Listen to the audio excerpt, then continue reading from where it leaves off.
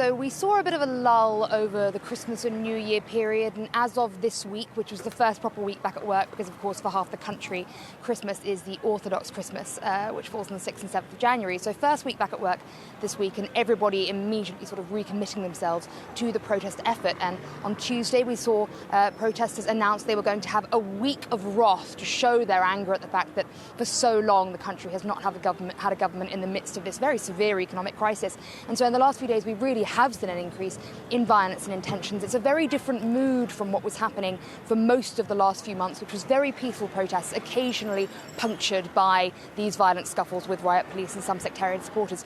Instead, we've really seen assaults on the banks. We've seen lots of fiery roadblocks, which is really what we saw only in the first couple of days of these protests in October. People blocking roads for the last few days. Of course, in the last few evenings, we've seen many bank facades smashed and really corner-to-corner fighting between protesters throwing rocks and fireworks and riot police using huge amounts of tear gas, rubber bullets. I've been in some of those scuffles, watching those, and even live fire on a couple of occasions. Today, we've seen roads blocked from early in the morning. There was a general strike called for today to mark this 3-month anniversary of the protests. That hasn't quite come off, but already as we get into the evening, more people coming out into the streets, as you can see behind me.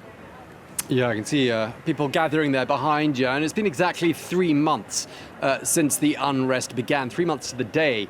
And it had been hoped there'd be an important announcement today to mark that milestone, none other than a new government lineup. But it doesn't look like that's going to happen today, does it? Yes, exactly. So the 3-month anniversary is being marked by another failure, really. And what's happened here, there was word yesterday that finally Lebanon would get a new government, a new cabinet, which it's not had since the 29th of October when the Prime Minister Saad Hariri resigned. It's been a caretaker government ever since then. And we saw these problems with the assignment of a new Prime Minister first. It took a long time. Finally, on the 17th of December, they were able to nominate Hassan Diab, and he said that he would get a new cabinet together within a month. It's now been exactly a month, and although there were promises that there would be a new government today, that hasn't happened.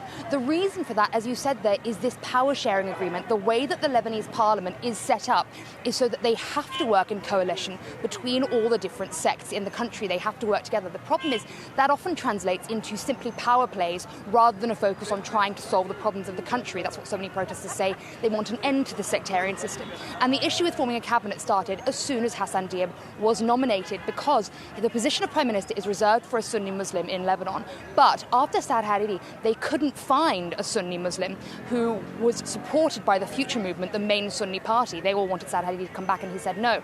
So instead, Hassan Diab, a Sunni who was not voted in by any of the major Sunni MPs, was voted in by the major Shia parties and 2 of the major Christian parties, which meant he became Prime Minister with the support really of only half of the parliament. So now that he's trying to put this cabinet together, straight away Saad Hariri's party, the Future Movement, said we won't participate in the cabinet. One of the other major Christian parties also said they wouldn't participate. So immediately we're seeing that without the support of that half of the parliament, it's almost impossible to nominate a cabinet that actually will please everyone and will have legitimacy. They're trying to find technocrats who are well qualified for the role, but they still need to be backed by all the parties. And once again, we're seeing this sectarian wrangling party to party over who has the right number of cabinet members, who has the right number of supporters, and leaving the country in this dire economic and political crisis without a government to lead them.